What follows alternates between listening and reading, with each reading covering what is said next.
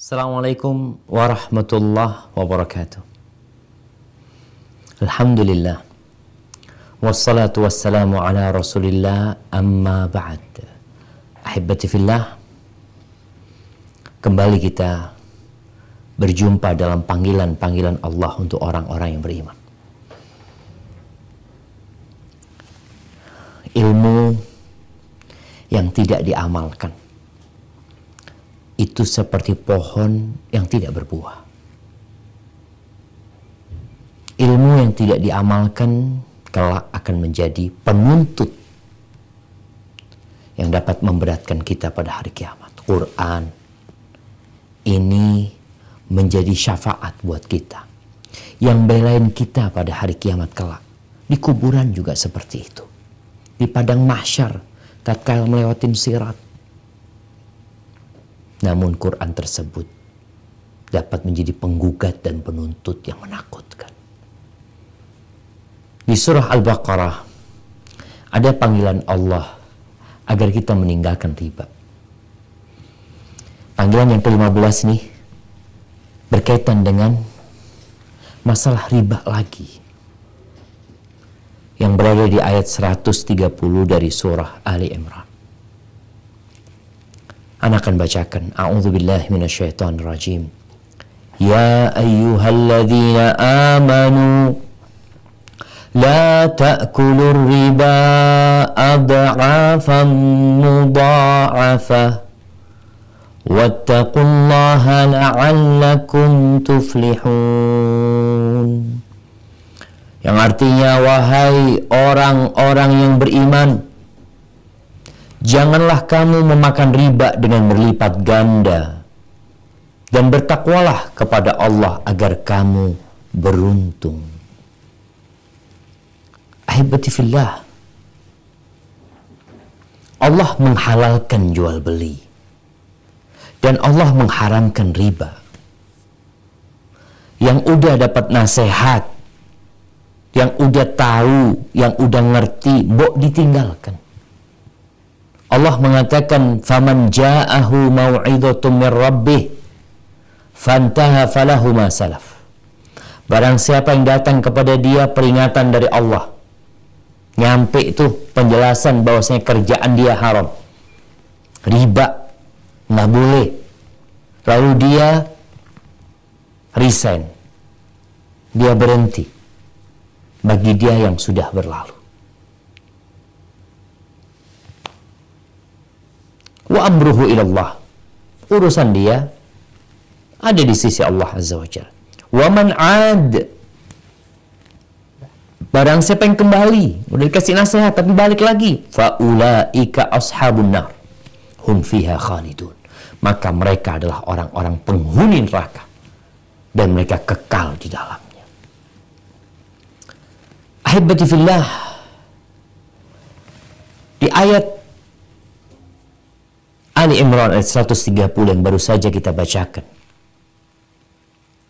Allah Azza wa Jal melarang untuk makan riba berlipat ganda. Akhirnya orang berpikir, oh yang nggak boleh berlipat ganda. Riba itu ada dua. Ada riba nasi'ah, ada riba al-fadl. Riba al-fadl itu seperti beli beras 1 kilo, dapat beras 1,5 kilo.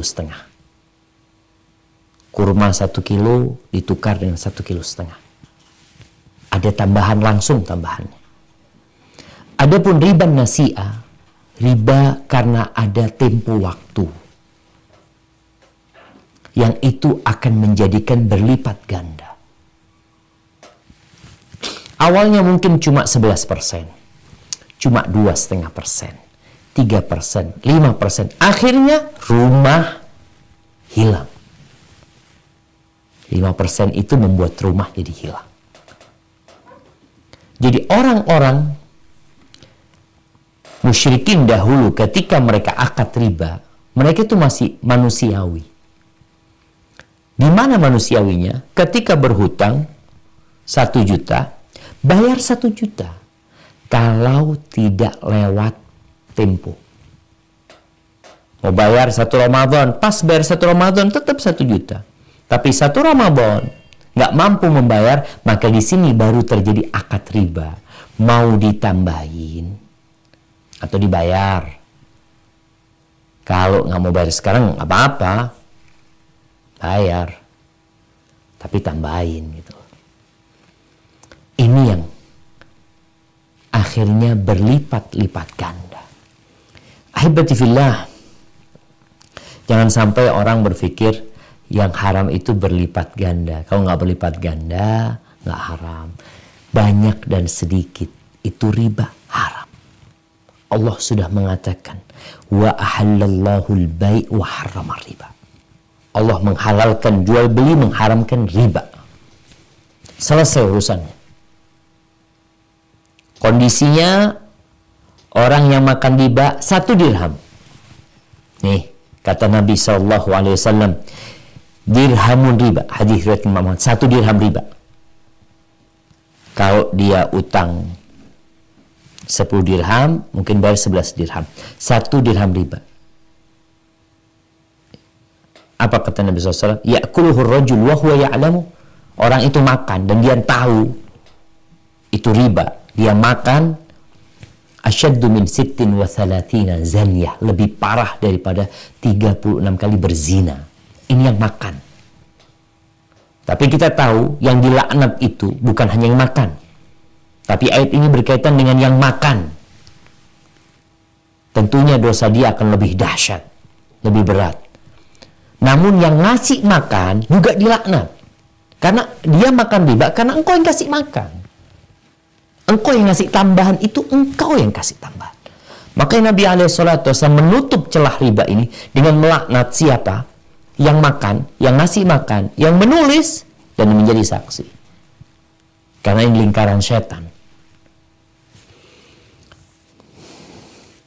Kemudian di antara 7 hal yang perlu ditinggalkan yang menghancurkan manusia, salah satunya kata Nabi SAW adalah wa aklu riba, makan riba. Kenapa riba diharamkan? Supaya hidup ini nyaman. Riba diharamkan yang pertama demi menjaga hartanya saudara kita, agar tidak dimakan dengan cara yang batil. Sekarang banyak pinjaman online. Engkau mungkin bukan yang meminjamkan, tapi engkau yang pinjam. Engkau termasuk yang dilaknat. Diharamkan riba supaya dijaga nih hartanya orang Islam. Nggak kita makan kecuali dengan cara yang baik, yang halal. Yang kedua, engkau ingin hartamu berkembang. Jangan dikembangkan dengan utang piutang. Utang piutang itu asasnya adalah berbuat baik sama saudara kita. Engkau mau cari untung, silahkan. Engkau punya uang 1 miliar, silahkan cari untung. Tapi dengan usaha yang real. Kita perlu mengembangkan ekonomi. Bayangkan kalau negara ini istilahnya pinjam meminjam semuanya. Nggak ada yang usaha. Tutup perekonomian. Harus ada usaha real. Kalau engkau mau cari untung dengan meminjamkan uang, ada caranya. Dengan masuk kepada usaha tersebut. Menjadi investor. Bukan menjadi peminjam modal. Tapi engkau minta keuntungan tanpa mau menanggung kerugian. Nggak bisa. Itu riba. Engkau jadi investor, kalau rugi, ikut rugi. Jadi tatkala kita punya usaha, uang yang didapat itu membuka lapangan kerja. Ada orang punya uang 100 triliun atau 100 miliar. Dia nggak perlu usaha kalau mau pakai sistem riba. Dia deposit udah, dia makan riba. Dia pinjamkan ke orang-orang. Itu dilaknat dan diharamkan oleh Allah Azza wa Jalla. Yang ketiga, tujuannya supaya tidak ada permusuhan di antara kita. Kalau kita ingin hidup damai, Indonesia damai, tentram, hilangkan riba. Ini menjadi penyebab rusaknya hubungan antara sesama muslim dengan cara riba. Kita ingin kedamaian.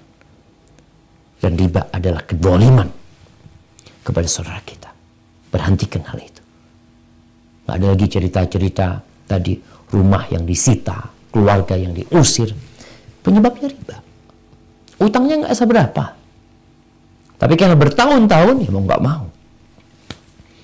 Kemudian membuka pintu kebaikan buat orang-orang beriman.